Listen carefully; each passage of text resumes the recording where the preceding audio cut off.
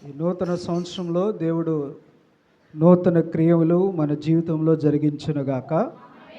దేవుని సన్నిధిలో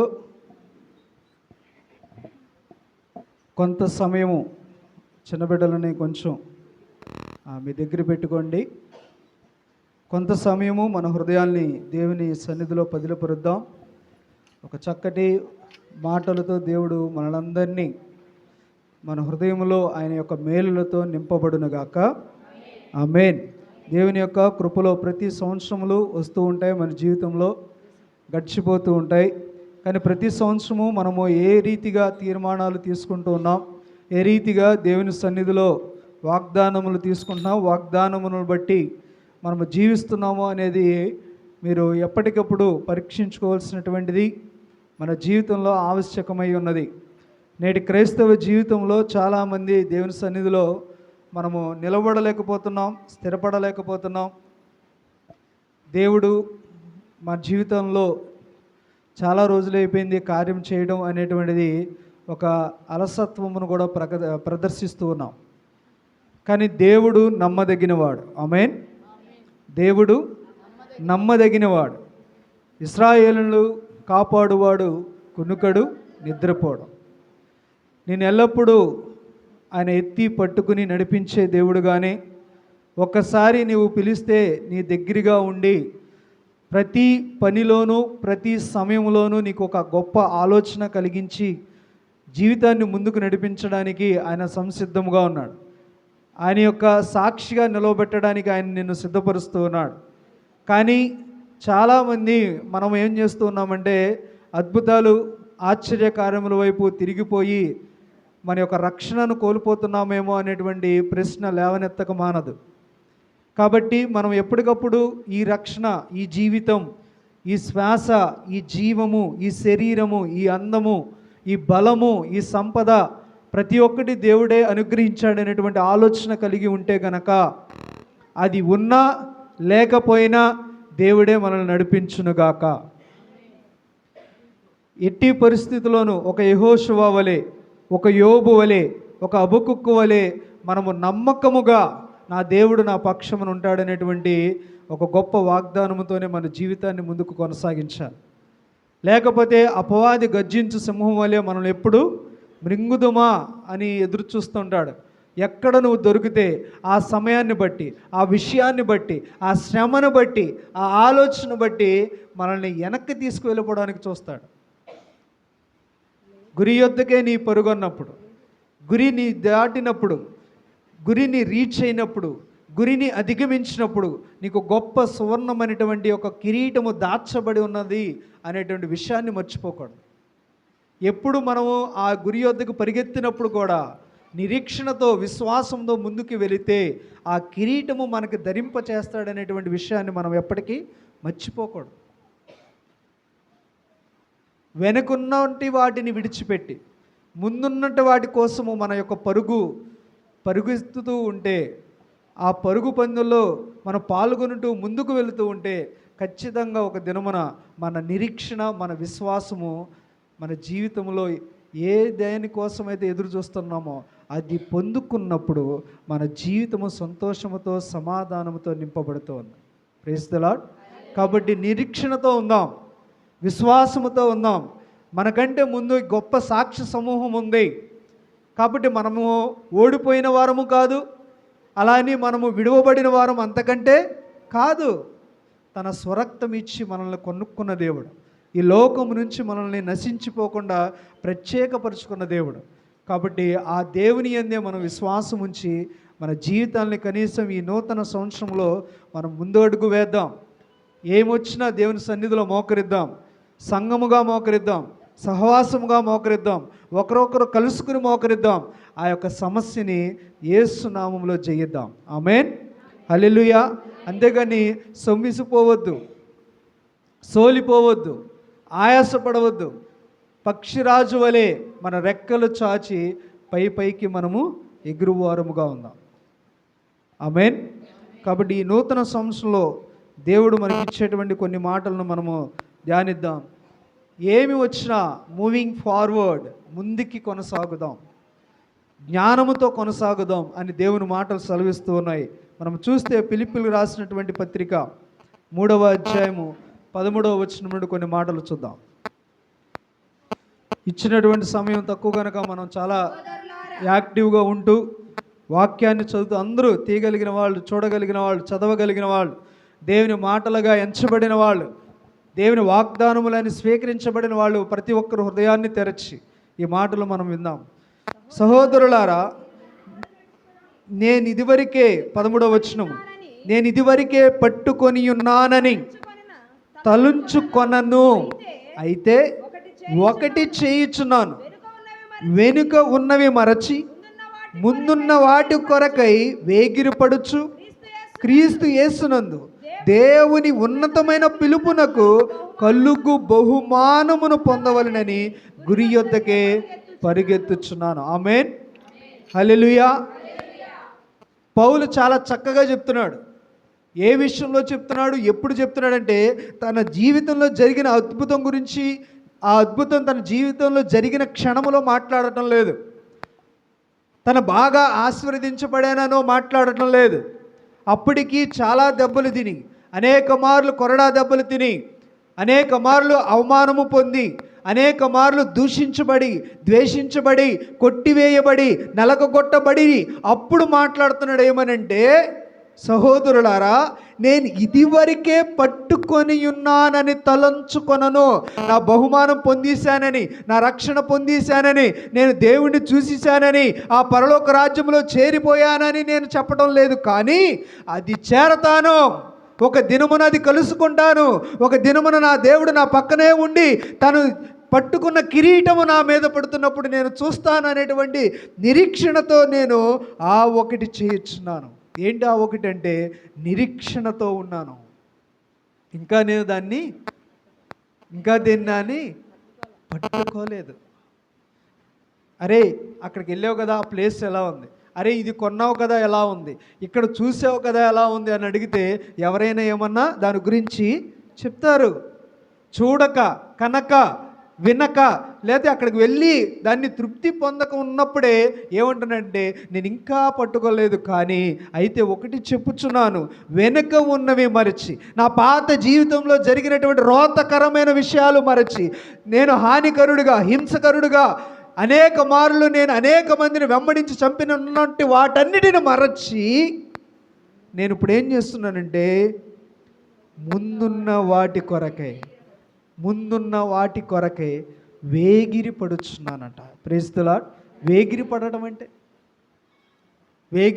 అంటే ఏమండి, ఫ్రీగా అక్కడ బట్టలు పంచుతున్నాడండి, ఏం చేస్తాం? వేగిరమే. అందరికంటే ముందు వెళ్ళిపోయి నుంచున్న వాళ్ళని తోస్తాం, అది దక్కలేదేమో నాన్ని పక్కకి నెట్టేస్తాం. ఈయనకి ఇంకా దక్కలేదు, ఇంకా అక్కడికి వెళ్ళలేదు, కానీ ముందున్నటువంటి వాటి కోసం ఈయన ఏం చేస్తున్నాడంటే వేగిరి పడుచున్నారంట.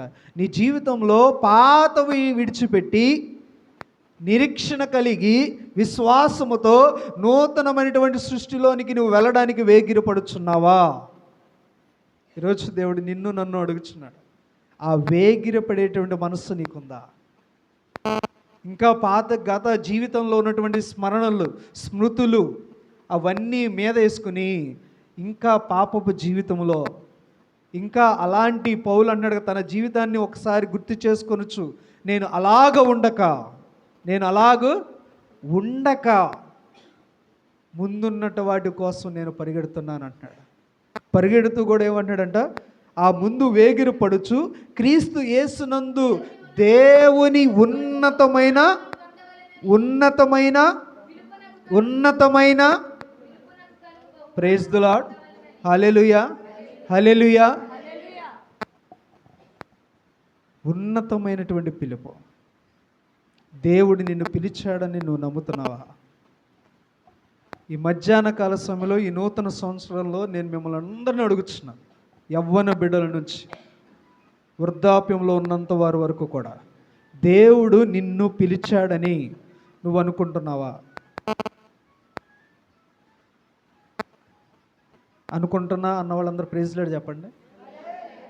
కొంతమంది అనుకోవట్లేదని అర్థమైంది దీన్ని బట్టి.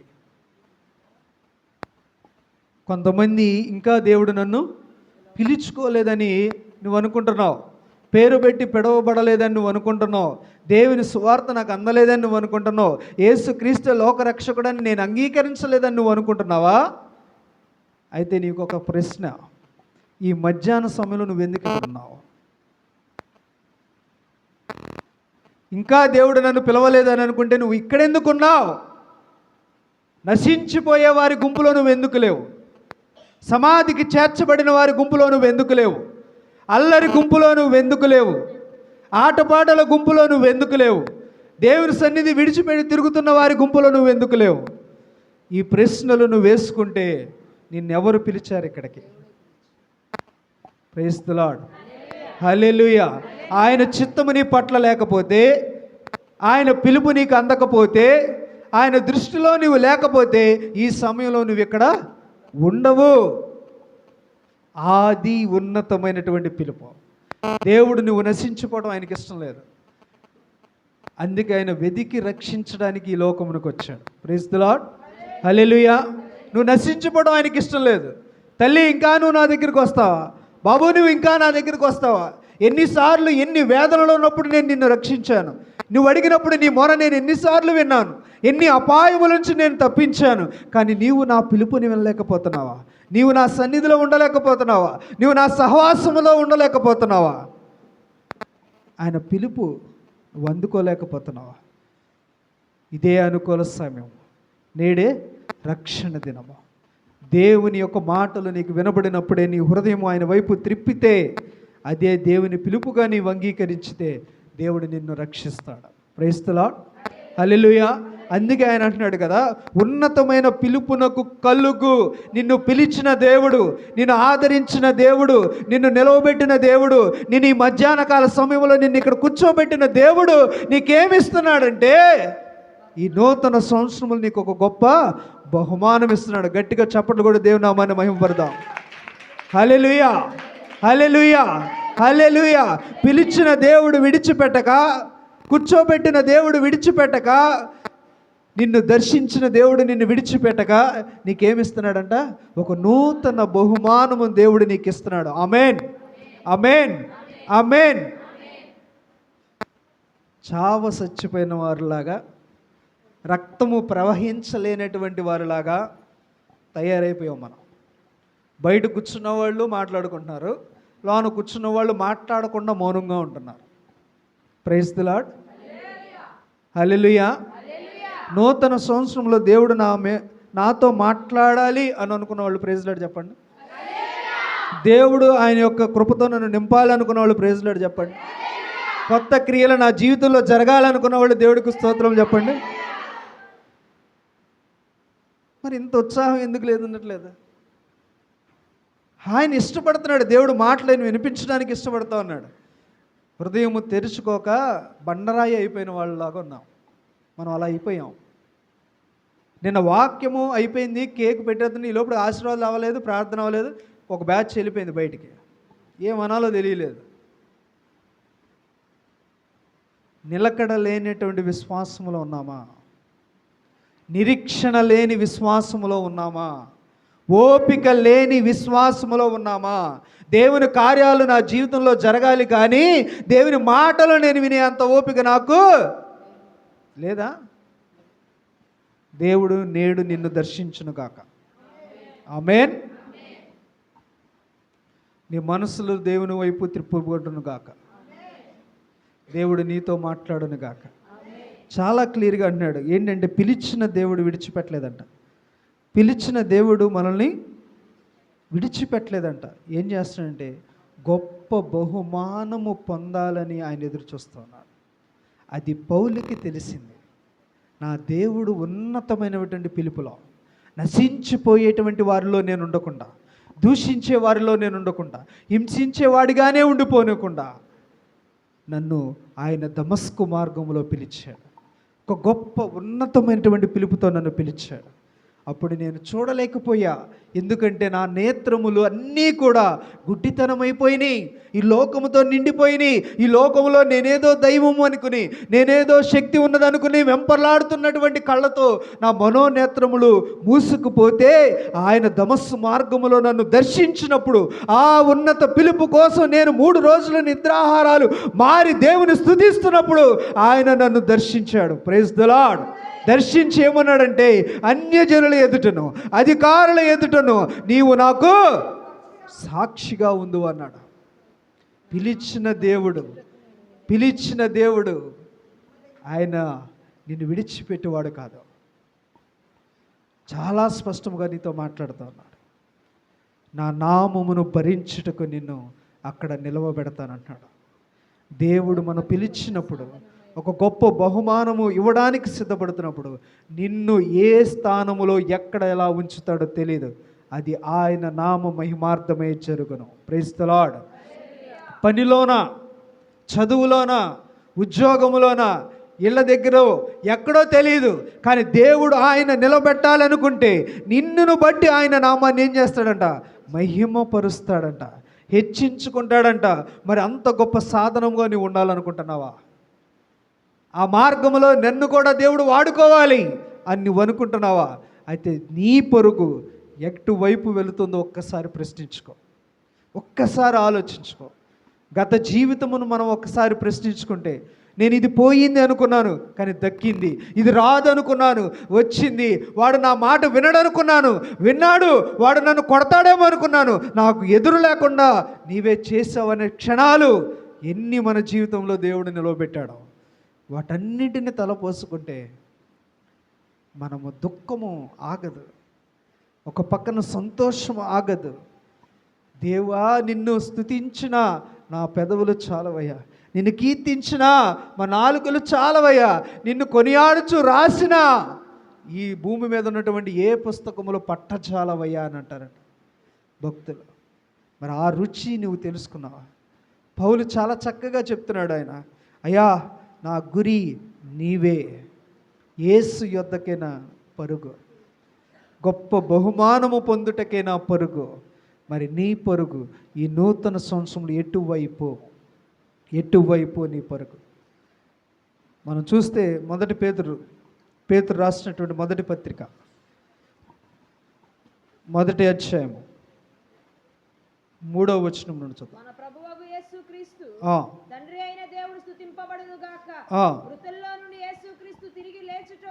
మృతుల్లో నుండి యేసుక్రీస్తు తిరిగి లేచుట వలన జీవముతో కూడిన నిరీక్షణ మనకు కలుగునట్లు, అనగా అక్షయమైనదియు నిర్మలమైనదియు వాడబారినదియునైన స్వాస్థ్యము మనకు కలుగునట్లు ఆయన తన విశేష కనికరము చొప్పు మనలను. Praise the Lord. ఈ నూతన సంవత్సరంలో నూతన క్రియలు, నూతన మనస్సు మనకు పుట్టించడం అంటే తిరిగి జన్మించడమే. నూతనముగా ఒక నిర్ణయాలు తీసుకుంటున్నాం.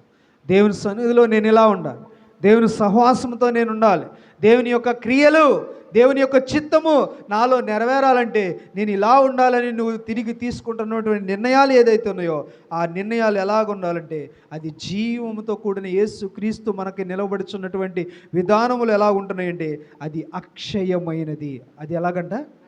అక్షయమైనది, క్షయము కానిది అని అర్థము. ఈ లోకములో అది నశింప చేయలేదు ఎవరు, దేవుని దగ్గర నుంచి వస్తే.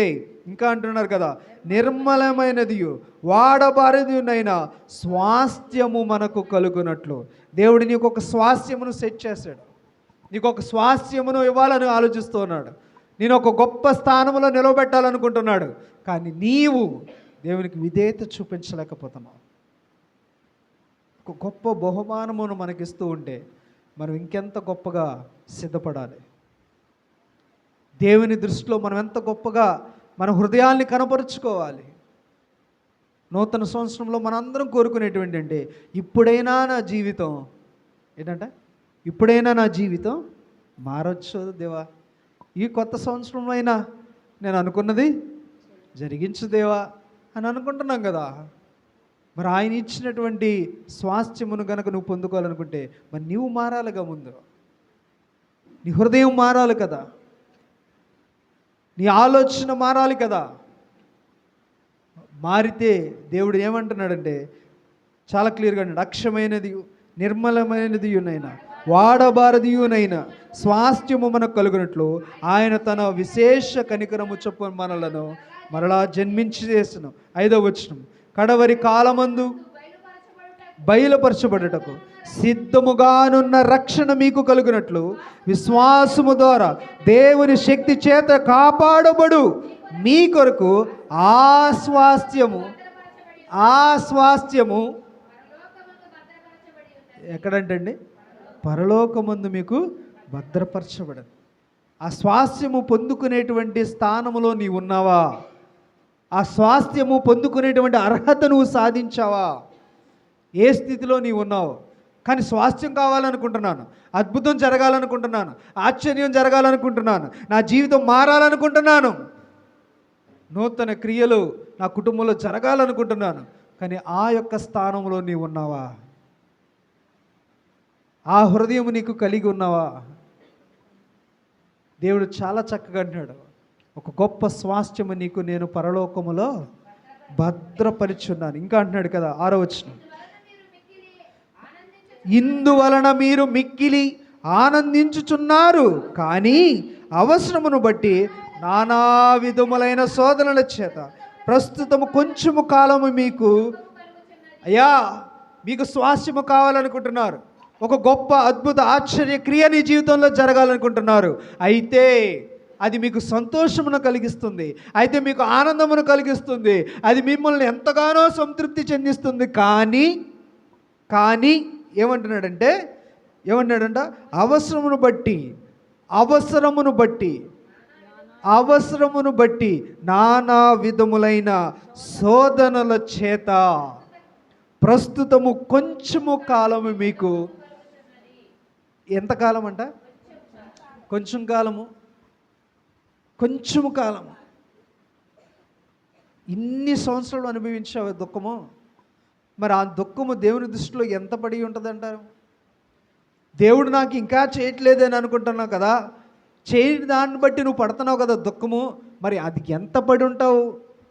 కానీ దేవుడు చాలా స్పష్టంగా పడుతున్నాడు, నీవు పడే దుఃఖము కొంచెమే, అది కొంతకాలమే ఉంటుందంట. నీ జీవితంలో దేవుణ్ణి ఆశ్రయించిన నీవు, విశ్వాసంతో ఉన్న నీవు, నీ జీవితంలో ఎదురయ్యే శోధన కొంతకాలమే. ఆ కాలము దాటిన తర్వాత దేవుడు మనల్ని ఎలాగో ఆశీర్వదిస్తాడో మనము ఊహించలేం. కానీ ఏ శోధన అయితే ఆ కొంతకాలము మనల్ని బాధ పెడుతుందో, ఏ శ్రమ అయితే ఆ కొంతకాలము మనల్ని ఇబ్బంది పెడుతుంది అనుకుంటున్నామో, అది భరించలేక, అది తట్టుకోలేక, దానికి తాళలేక విశ్వాసము నుంచి తొలగిపోతూ ఉన్నారు. నా వల్ల అవ్వటం లేదంటున్నాం, నేను భరించలేను అంటున్నాం. దేవుడు చాలా స్పష్టంగా చెప్తున్నాడు, నీవు భరించగలిగిన శోధనలు తప్ప మరి ఎక్కువ నీకు అనుగ్రహింపబడవు అంటున్నాడు. Praise the Lord. అంటే నీవు భరించగలవు, నీవు మోయగలవు, నువ్వు తట్టుకోగలవు, అంతవరకే నీకు ఎలా చేస్తానంటున్నాడు. ఆ తర్వాత మళ్ళీ ఏమన్నాడంటే దాని నుంచి తప్పించుకోగలిగినటువంటి మార్గములను కూడా ఆయనే కలగజేస్తాడట. Praise the Lord. మరి ఇన్ని సెట్ చేసినటువంటి దేవుడు కనీసం రోడ్డేసి ఆ రోడ్లో ఎలాగ నడవాలో, ఎంత దూరం నడవాలో, ఎప్పుడు నడవాలో అన్నీ చెప్తున్నా కూడా నేను ఇంకా నడవలేనంటే నువ్వు ఏ స్థితిలో ఉన్నావు? విశ్వాసంలో నువ్వు ఏ స్థితిలో ఉన్నావు? పౌలు చాలా చక్కగా సంఘాలతో ఉంటాడు, నువ్వు ఇంకా పాలు తాగేటువంటి స్థితిలోనే నీవు ఉన్నావు. బలమైనటువంటి ఆహారము తిని నువ్వు దేవునిలో పెరగవా? చాలా స్పష్టంగా అడుగుతూ ఉన్నాడు. మరి ఇన్ని చూపించిన దేవుడు, ఏర్పాటు చేసిన దేవునికి మరి నీవు ఎలాగా ఆయనలో నువ్వు ప్రయాణం చేస్తున్నావు? కింద 7వ వచనంలో మంచి మాట చెప్తున్నాడు. ఏంటిదంటండి? నశించిపోవు సువర్ణము అగ్ని పరీక్ష వలన శుద్ధపరచబడుచున్నది కదా. అమ్మా, బంగారము అమ్మా వెండి, అమ్మా ఇనుము, ఇత్తడి, ఇవన్నీ ఏంటి? నశించిపోయేవి ఒక్కొక్క కాలానికి. ఈ సృష్టిలో శాశ్వతంగా నిలబడేవి అవేమీ కావు. వాటినే అగ్ని పరీక్ష. ఏ పరీక్ష అంటే? అగ్నిలో అంటే బాగా ఫర్నేస్, బాగా మంట పెట్టేసి వాటిలో వీటిని ఏం చేస్తూ ఉంటారే, కాస్తూ ఉంటారు. మన ఇంట్లో అన్నంగా ఉడికించినట్టు బంగారాన్ని ఇంకా ఎక్కువ ఫ్లేమ్లో పెట్టేసేసి కాల్చేస్తుంటే దాంట్లో ఉన్నటువంటి కల్మషం, మలినం అవన్నీ ప్రత్యేకించబడి సువర్ణం చాలా పరిశుద్ధముగా బయటకు వస్తుందట. Praise the Lord. ఏది నశించిపోయేదానికే ఆ అగ్ని పరీక్ష ఉంటే కింద అంటున్నాడు మన గురించి, చూడండి, దానికంటే అమూల్యమైన మీ విశ్వాసము. Praise the Lord. హల్లెలూయా. ఎవరి విశ్వాసం? ఎవరికి వారి విశ్వాసం. మన విశ్వాసం ఎంత గొప్పదంటే బంగారము కంటే గొప్పది. మన విశ్వాసం దేనికంటే గొప్పదంటే వెండి బంగారముల కంటే గొప్పవి. అంత అమూల్యమైనటువంటి విశ్వాసం అంట ఈ శోధనల చేత పరీక్షకు నిలిచినదై యేసుక్రీస్తు ప్రత్యక్షమైనప్పుడు. Praise the lord. ప్రభు అయిన యేసుక్రీస్తు అంట ఏమవుతారంట? ప్రత్యక్షమవుతారంట. ఎప్పుడు? ఒక దినాన పరలోకమందు దాచి ఉంచబడినటువంటి ఆ బహుమానము పొందుకునే కొన్ని దినముల ముందు ఆయన ప్రత్యక్షమైనప్పుడు, ఆయన ముందు నువ్వు నిలబడినప్పుడు బంగారము ఎలాగో అగ్ని పరీక్షకి తట్టుకుందో, పరిశుద్ధపరచబడిందో, మీ విశ్వాసము ఎవరిది? చెప్పండి. మా విశ్వాసం అని ఎవరిది? మీ విశ్వాసము అంట కడ వరకు చాలా క్లియర్గా అంటున్నాడు కదా, శోధనల చేత పరీక్షకు నిలిచినదై. మన విశ్వాసం దేనికి నిలవాలి? పరీక్షకు నిలవాలి. ప్రతి జీవితంలో, ప్రతి సమయములో, ప్రతి చోట మానవుడికి ఎదురయ్యేదంటే పరీక్ష. ఎందుకు ఈ పరీక్ష పెట్టాలి? ఎందుకు పెట్టాలి పరీక్ష? ఎగ్జామ్స్ లేకుండా నేను పంపించవచ్చుగా. నీ పనితనం ఏమి చూడకుండా పని ఇప్పించేవచ్చుగా. ఎటువంటి ఎక్స్పీరియన్స్ లేకుండా నీకు ఉద్యోగంలో శాలరీ ఎక్కువ ఇచ్చేవచ్చు కదా. ఎందుకు ఇవ్వరు ఇవన్నీ? దేనికి పరీక్ష? ఎందుకు నీ పరీక్ష? దానికి నువ్వు ఎలిజిబుల్ కాదా? అవునా కాదా? ప్రతిదానికి పరీక్ష. ఒకే అప్లికేషను, ఒకే మనిషి. మొన్న కేటీఆర్ ఉమెన్స్ కాలేజీలో ఉద్యోగ అవకాశాలను పెట్టారు.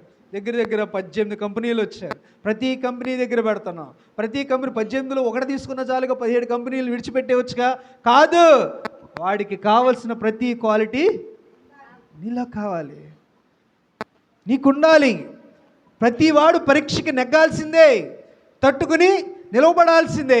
అప్పుడే నీ ప్రత్యేకత ఈ లోకమునకు తెలుస్తుంది. Praise the Lord. హల్లెలూయా.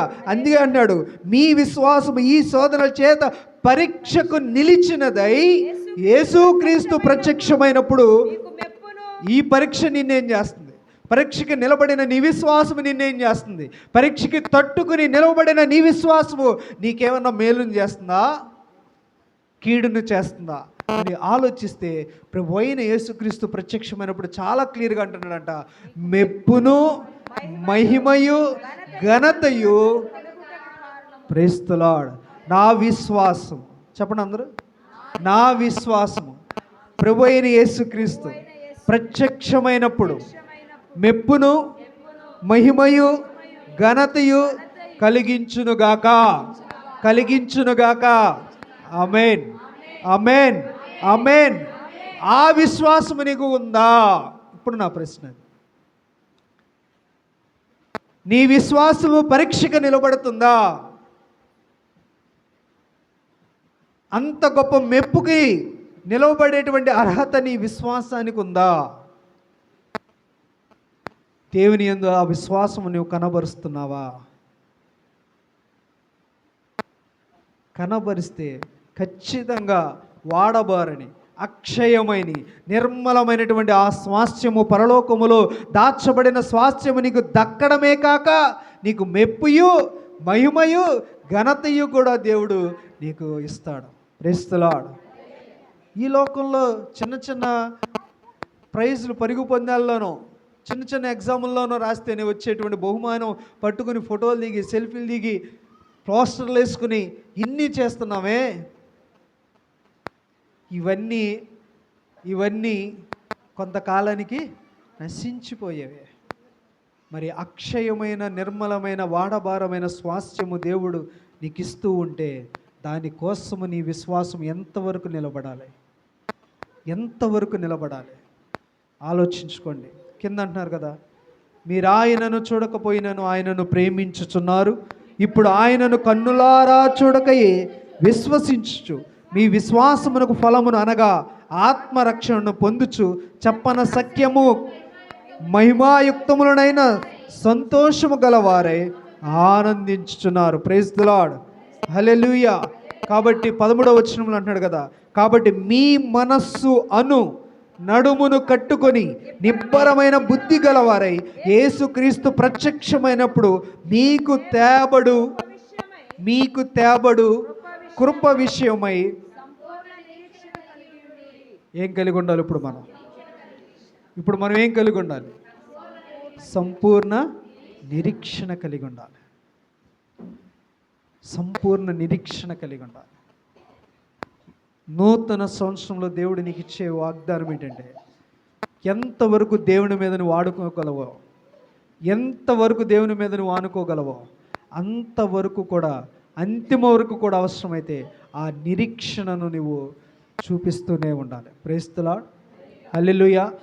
అప్పుడు ఖచ్చితంగా దేవుడు నీకేమిస్తాడంటే ఒక గొప్ప స్వాస్థ్యమును బహుమానము దేవుడు నీకు ఇస్తాడు. విశ్వాసము లేకపోతే ఇవ్వడా? చెప్పండి. అంత విశ్వాసము లేకపోతే దేవుడు ఇవ్వడా? ఇస్తాడా? ఇవ్వడా? ఇస్తాడా? ఇవ్వడా? ఇస్తాడా? ఇవ్వడా? ఇస్తాడా అన్నాడు. ఇవ్వడు. విశ్వాసము లేని క్రియలు దేవుడికి ఇష్టడై ఉండటం కూడా మరి ఇంకెక్కడ ఇస్తాడు? ఇవ్వడు. ఈ అపోహలో ఉన్నారు చాలామంది. దేవుడి దగ్గరికి వచ్చేస్తే ఇచ్చేస్తాడు, దేవుడికి ప్రార్థన చేయగలిగిన ఇచ్చేస్తాడు, రిక్వెస్ట్ లెటర్ పెట్టగానే శాంక్షన్ చేసేస్తాడు. అవేమి ఉండవు. ఖచ్చితంగా సంపూర్ణ నిరీక్షణ కలిగిన విశ్వాసము నువ్వు ఆయన మీద చూపించాలి. ఆ విశ్వాసమును బట్టే కదా అందరిని పరీక్షించుకుంటూ వచ్చింది ఆయన. ఆ విశ్వాసమునే కదా అనేక మందిని పరీక్షించుకొచ్చాడు. ఏ దారిలో నడిపించాడు? సింహాల బోన్లో వేసాడు, చెరసాలలో వేసాడు, పుండ్లు కురుపులు కుక్కలు వచ్చి నాకేస్తున్న స్థితిలోనికి ఉంచేశాడు. తీసుకువెళ్ళి పరాయి దేశములో బానిసలుగా ఉంచాడు. అదే పరాయి దేశంలో నమ్మకమైన దాసులుగా ఉంచాడు. ఇవన్నీ దేనికి? నీ విశ్వాసమును పరీక్షించడానికి. ఈ నూతన సంవత్సరంలో నీ విశ్వాసాన్ని ఎలా పరీక్షిస్తాడో దేవుడు నాకు తెలియదు. ఖచ్చితంగా నాకు తెలియదు. నీ విశ్వాసాన్ని ఖచ్చితంగా పరీక్షిస్తాడు. అయితే నేను చెప్పేటువంటి మాట ఏంటంటే, ఆ విశ్వాసమును సంపూర్ణమైన నిరీక్షణతో కాపాడుకోండి. Praise the Lord. ఆ విశ్వాసము పోకుండా సంపూర్ణమైన నిరీక్షణతో ఆ విశ్వాసాన్ని కాపాడుకుంటే ఏంటంటే, దేవుడిచ్చే ప్రతి బహుమానమును మనం పొందుకోవడానికి అర్హత కలిగిన వారమై ఉంటాం. Praise the Lord. రెండవ మాట చూస్తే మనం పీస్ అండ్ ట్రస్ట్. దేవుడు ఈ నూతన జీవితంలో మనల్ని ముందుకు కొనసాగిస్తాడు. ఒక నమ్మకంతో, ఒక నిరీక్షణతో, ఒక స్వాస్థ్యముని నీకు దాచి ఉంచాడనేటువంటి ఒక ఆశతో దేవుడు నూతన సంవత్సరంలోకి నడిపిస్తున్నాడు. అలాగే ఇంకొకటి ఏంటంటే పీస్ అండ్ ట్రస్ట్. దేవుడు మనకి సమాధానమును నమ్మకమును కలిగించేవాడుగా ఈ నూతన సంవత్సరం ఉంటాడు.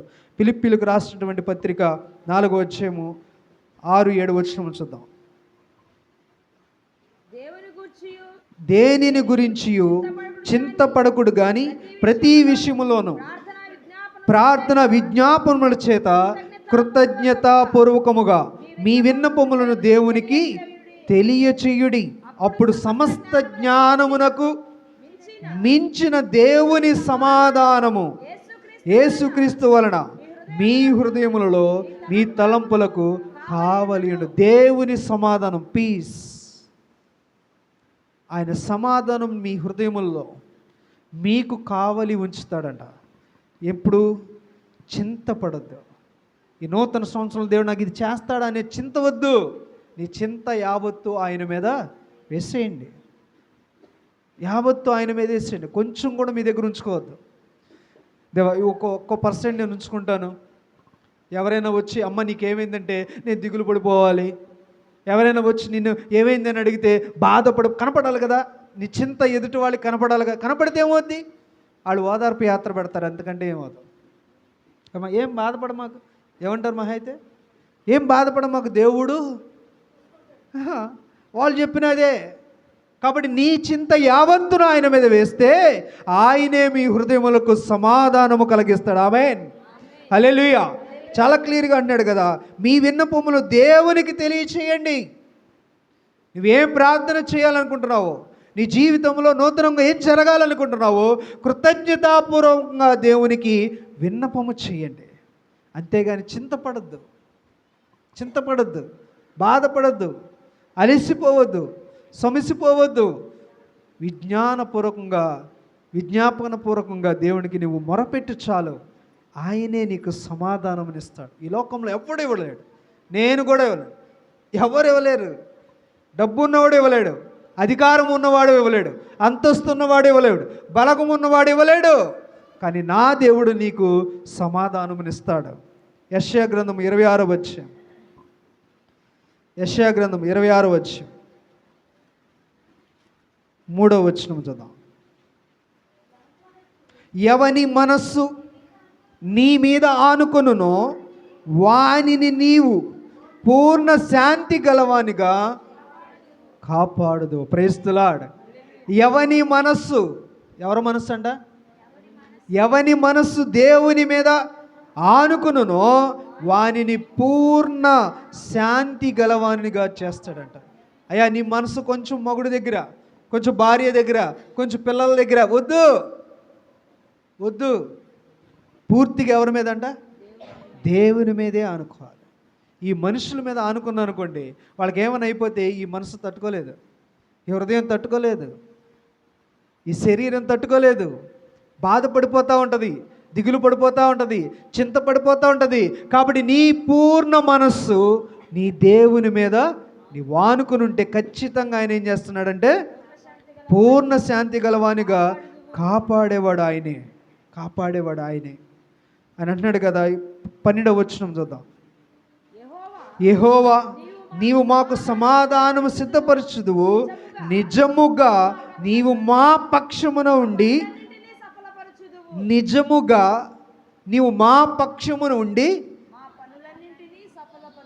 మా పనులన్నిటినీ సఫలపరిచే దేవుడువు నీవు. మనుషుల వైపు చూడడం కాదు, మనుషుల మీద ఆనుకోవడం కాదు, పరిస్థితులను చూసి చింతపడటం కాదు. మీ చింత యావత్తును ఆయన మీద వేసి, నీ మనసు యావత్తును ఆయన మీద వేసి నువ్వు ఎదురు చూడు, నీ పని ఆయన చేస్తాడంట. ప్రైజ్ ది లార్డ్, హల్లెలూయా.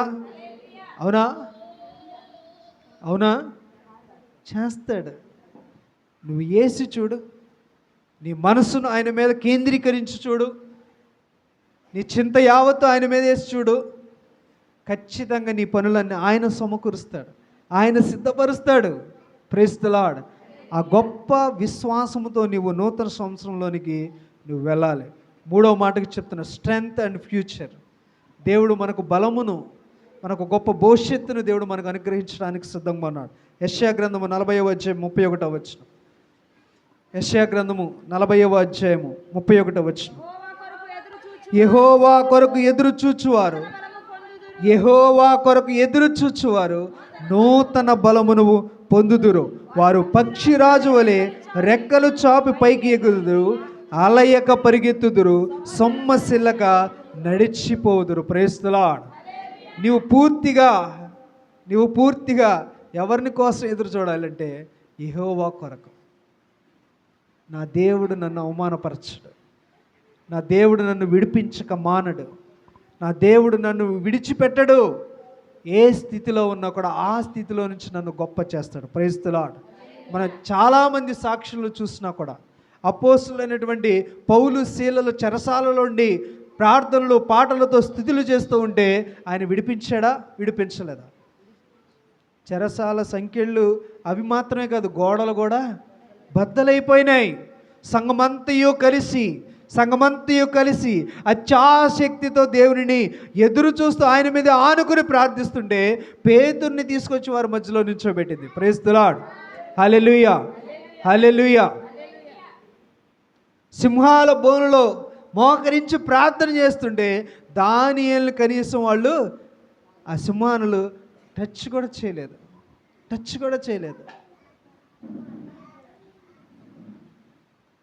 మోకరించమని అలాగే నిలబడి మా దేవుడే మమ్మల్ని రక్షించగల సమర్థుడని వాళ్ళు తీర్మానం చేసుకుంటే వాళ్ళందరికీ కనీసం అంట ఆ నిప్పులో వేస్తే ఆ వాసన కూడా తగలకుండా సురక్షితముగా బయటికి తీసుకొచ్చాడు దేవుడు.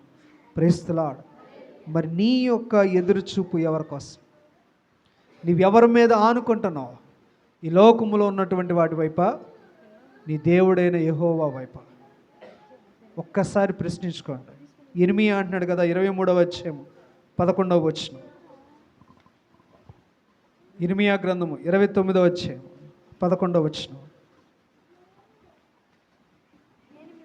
నేను మిమ్మును గూర్చి ఉద్దేశించిన సంగతులను నేను ఎరుగుదును, రాబోవు కాలమందు నీకు నిరీక్షణ కలుగునట్లుగా అవి సమాధానమైన ఉద్దేశములే కానీ. Praise the Lord. Hallelujah, hallelujah. ఇది యెహోవా వాక్కు. ఏంటి ఆ వాక్ అంటే, నేను మిమ్మును గూర్చి ఉద్దేశించిన సంగతులను నేను ఎరుగుదును. నువ్వు ఏమి ఉద్దేశించాలో, నీకేమి జరగాలో, నీవు దేవుని యొక్క విశ్వాసంలో ఉన్న నీవు, దేవుని మీద ఆనుకుని ఉన్న నీవు, దేవునియే ఇక పూర్తిగా నాకు ఇంకేమీ లేదు అనుకున్నటువంటి నీకు జరగాల్సినటువంటి ఉద్దేశాలు ఆయన ముందుగానే తెలిసి ఉన్నవి. ఆయన ముందుగానే సిద్ధపరిచాడు. అంటున్నాడు కదా, మీకు నిరీక్షణ కలుగునట్లుగా అవి, ఆ ఉద్దేశములంట, దేవుడు తలంచిన తలంపులంట, దేవుడు నీ జీవితంలో చేయాలనుకున్న చిత్తములంట సమాధానకరములే కానీ. అమ్మా, ఏంటి దేవుడు నాకు ఇలాగ చేశాడు, దేవుడు నా పట్ల ఎందుకో కోపం చూపిస్తూ ఉన్నాడు అని నువ్వు అనుకుంటున్నావు. కానీ ఆయన ఏమంటున్నాడంటే, నన్ను నమ్మిన నిన్ను సమాధానముతో నింపుతానంటున్నాడు. హానికరములు కాదు, సమాధానమైనటువంటి స్థితిలో దేవుడు నిన్ను నిలవబెట్టాలనుకుని ఇర్మియా ప్రవక్త ద్వారా మాట్లాడుచున్నాడు. చూస్తే సామెతల గ్రంథం 23వ అధ్యాయం, సామెతల గ్రంథం 23వ అధ్యాయం 19వ వచనం. నా కుమారుడా, నీవు విని జ్ఞానమును తెచ్చుకొనుము, నీ హృదయమును యథార్థమైన త్రోవలియందు చక్కగా నడిపించుకొనుము. ద్రాక్షారసము తాగువారితోనైనను మాంసము హెచ్చుగా తినువారితోనైనను సహవాసము చేయకము. త్రాగుబోతులను తిండిబోతులను దరిద్రులగుదురు. నిద్రమత్తు చింపిగుడ్డలు ధరించుటకు కారణమగును. నిన్ను కనిన నీ తండ్రి ఉపదేశం అంగీకరించుము. నీ తల్లి మందిరం ముదిమియందు ఆమెను నిర్లక్ష్యము చేయకము. సత్యమును అమ్మివేయక దానిని కొని ఉంచుకొనుము. Praise the lord. దేవుడు కొన్నేమో అమ్ముకోవద్దు అంటున్నాడు, కొన్నేమో కొని తెచ్చుకోమంటున్నాడు. కొన్నేమో అమ్ముకోవద్దు అంటున్నాడు, కొన్నేమో చెప్పండి కొని తెచ్చుకోమంటున్నాడు. ఏమి అమ్ముకోవద్దు అంటున్నాడు, ఏం కొని తెచ్చుకోమంటున్నాడు. అయ్యా మాకు తెలుసులే, మొన్నే క్రిస్మస్కి 4 జతలు కొనుక్కున్నాం, పిల్లోడికి 2 జతలు కొనుక్కున్నాం, పిల్లకి బంగారం చేపించాము, లేకపోతే పిల్లోడికి సూట్ కొనిచ్చాం కదా, కొనిచ్చుకోండి. కానీ ఇంకా కొనిచ్చమనేటువంటి, అది కొని తెచ్చుకుని నీ దగ్గర ఉంచుకోమన్నవి ఏంటి అంటే, చూడండి అక్కడ చాలా క్లియర్గా అంటున్నాడు, జ్ఞానమును, ఉపదేశమును, వివేకమును. Praise the Lord. హల్లెలూయా. నువ్వు కొనుక్కోవాల్సినవి ఏంటంటే జ్ఞానము, నువ్వు కొనుక్కోవాల్సినవి ఏంటి అంటే ఉపదేశము, నువ్వు కొనుక్కోవాల్సినవి ఏంటి అంటే వివేకము. కానీ మనం కొనుక్కోవాల్సినవి ఏంటంటే ఈ లోకంలో ఉన్నటువంటి ఇవన్నీ కొనుక్కుంటా ఉంటాం. మనం అమ్మేసేది ఏంటంటే మన సత్యం, నిజం మాట్లాడడం. నిజం అస్సలు మాట్లాడడానికి ఇష్టపడం. ఎందుకంటే గొడవలు అయిపోతాయి, బంధుత్వాలు తెగిపోతాయి, అల్లర్లు రేగిపోతాయి. కాబట్టి సత్యమును మనము ఈజీగా అమ్మేస్తాం, ఈజీగా భయానికి అమ్మేస్తాం. డబ్బులని నేను అంటలేదు, భయానికి అమ్మేస్తాం, స్నేహం పోద్దేమో అమ్మేస్తాం, మాట్లాడరేమో అని అమ్మేస్తాం కదా. ఇలాంటి విషయాలన్నిటికే, చిన్న చిన్న వాటికే మనము ఎన్నుకున్న సత్యమును అమ్మేస్తాం. సత్యం అంటే ఏంటి? సత్యం అంటే ఏంటి? వాక్యమే. ఏసే, నువ్వు చిన్న విషయాలు ఏసుని అమ్మేస్తున్నావు. దేవుడు నాకేం చేయలేదయ్యా, ఎందుకు వెళ్తున్నాను, ఉపయోగం లేదు. అమ్మ మీరు క్రైస్తవులా అంటే ఏంటండి, మా అమ్మగారు వెళ్తారు కానీ నేను అమ్మేసావు, దేవుణ్ణి అమ్మేసావు. చాలా క్లియర్గా అంటున్నాడు, సత్యమును అమ్మక కొని తెచ్చుకోమంటున్నాడు. ఈ నూతన సంవత్సరంలో నువ్వేం అమ్మేసావో చూడండి ఒకసారి. ఈ నూతన సంవత్సరంలో ఏం కొని తెచ్చుకున్నావో చూడండి. Along with your dresses, along with your garments, your valuables, వాటితో పాటు ఇవి కూడా కొన్నావా? ఇవి కూడా నీవు నీ దగ్గర ఉంచుకున్నావా? అది నా ప్రశ్న. బట్టలు కొనుక్కోవద్దు అంటలేదు, బంగారం చేయించుకోవద్దు అంటలేదు, సూటు బూట్ వేసుకోవద్దు అంటలేదు. ఎందుకంటే నిన్నే నేను వేసుకొచ్చాను కదా, అవి ఏం చెప్పట్లేదు. కానీ వాటితో పాటు ఇవి కూడా ఉన్నాయా? అది నా ప్రశ్న. అవి మీ దగ్గర ఉంటే మీకంటే గొప్ప ధన్యులు ఈ లోకంలో ఎవరు లేరు. Praise the Lord. చివరి చూద్దాం, new creation and new hope. దేవుడు నూతన సృష్టి, కొత్తగా క్రియేషన్ చేయాలనుకుంటున్నాడు. ఒక గొప్ప ఆశను మీకు చూపించాలనుకుంటూ ఉన్నాడు. ఏంటి చూద్దాం. కొరింథీయులకు రాసిన 2వ పత్రిక 5వ అధ్యాయము 17వ వచనం. కొరింథీయులకు రాసినటువంటి 2వ పత్రిక 5వ అధ్యాయము 17వ వచనం. కాగా ఎవడైనను క్రీస్తునందు ఉన్న ఎడల వాడు నూతన సృష్టి, పాతవి గతించెను, ఇదిగో క్రొత్తవాయెను. Praise the Lord. హల్లెలూయా. అయ్యా, ఎవరైతే నూతన సృష్టిగా మార్చబడాలనుకుంటున్నారో, ఎవరైతే నూతనమైనటువంటి మనస్సును ధరింప చేసుకోవాలనుకుంటున్నారో, మీరందరూ దయచేసి ఈ నూతన సంవత్సరంలో మీకు చెప్పేటువంటి అడ్వైస్ ఏంటి? మీరందరూ క్రీస్తునందు ఉండండి. ఆమేన్.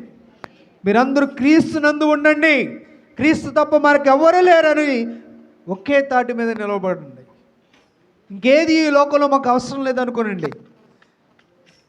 అన్నిటిని సృష్టించిన దేవుడు, అన్నిటిని నడిపిస్తున్న దేవుడు, ఏది అవసరమో నీకు అది ఆ సమయంలో దేవుడు నీకు అనుగ్రహిస్తాడు.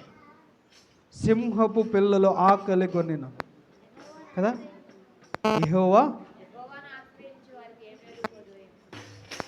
అది. దేవుని నువ్వు ఆశ్రయిస్తున్నావా? దేవుని సన్నిధిలో నీవు ఉంటున్నావా?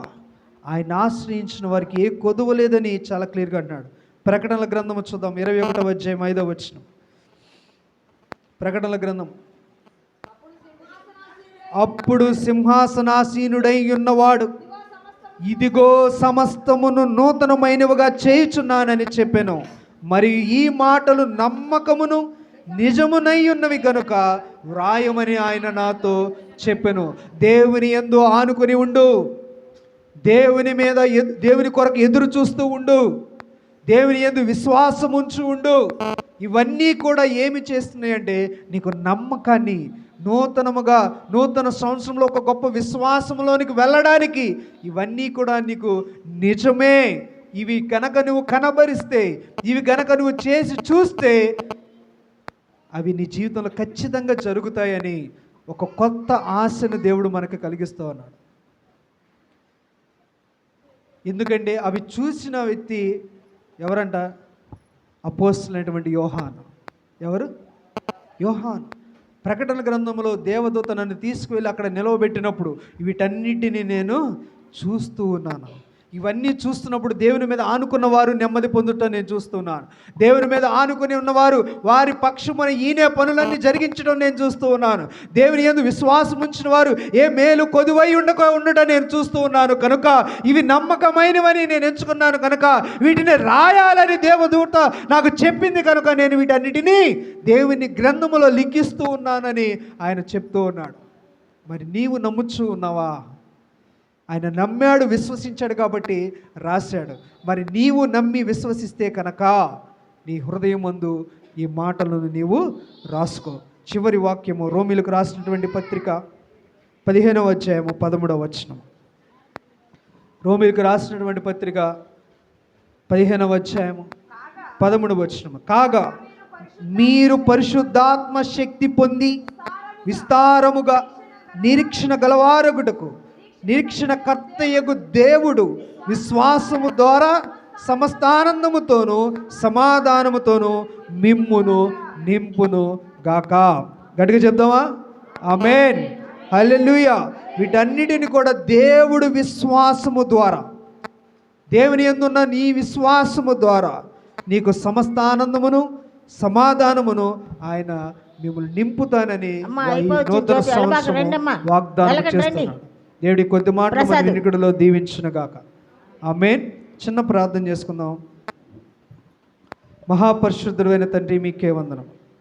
మీరు ఇచ్చినటువంటి మాటలను మేము విని విడిచిపెట్టక మా హృదయాలలో భద్రపరుచుకొని మా అనుదినమైనటువంటి జీవితంలో ప్రభువా మేము నాయన తండ్రి నెమరు వేసుకొనొచ్చు ఈ జీవపు ఊటలను ప్రభువా మేము ఆస్వాదించువారముగాను, మేము అనుభవించువారముగాను ఏ విశ్వాసముతో మా జీవితంలో మేము ముందుకు అడుగు వేస్తూ ఉన్నాము, ఈ నూతన సంవత్సరంలో మేము ముందు అడుగు వేస్తూ ఉన్నాము, ఆ విశ్వాసమును సంపూర్ణముగా మేము అందిపుచ్చుకొనుచు చివరి వరకు నిరీక్షణ కలిగి మీ మీద ఆనుకొని ఉండే జీవితంలో మా అందరికీ అనుగ్రహించమని యేసుక్రీస్తు పరిశుద్ధమైన నామములో అడిగి వేడుకొంచున్నాము తండ్రి. ఆమేన్, ఆమేన్. హల్లెలూయా. ఒక పాట పాడుచుండగా కానుకలు ఎత్తబడితే మన మధ్యన కానుకలు పాట పాడుచుండగా మరి కానుకలు ఎత్తబడితే